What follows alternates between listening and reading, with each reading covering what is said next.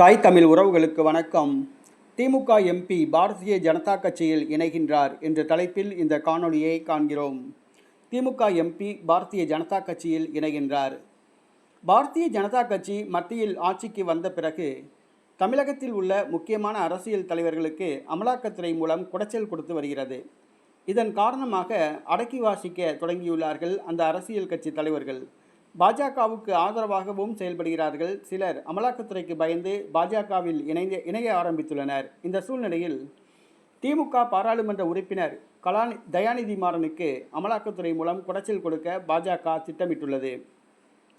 முரசொலி மாறன் மறைவுக்கு பிறகு 2004 மற்றும் 2009 பாராளுமன்ற தேர்தலில் மத்திய சென்னை தொகுதியிலிருந்து போட்டியிட்டு வெற்றி பெற்றார் தயாநிதி மாறன். மற்றும் 2019, 2024 தேர்தல்களிலும் வெற்றி பெற்றார்.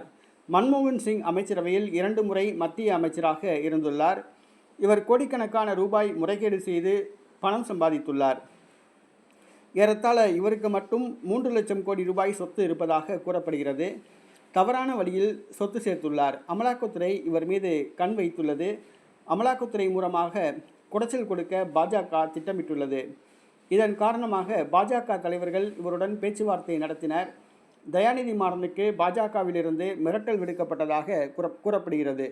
பாஜகவின் மிரட்டலுக்கு பயந்து தயாநிதி மாறன் பாஜகவில் இணைய உள்ளதாக கூறப்படுகிறது.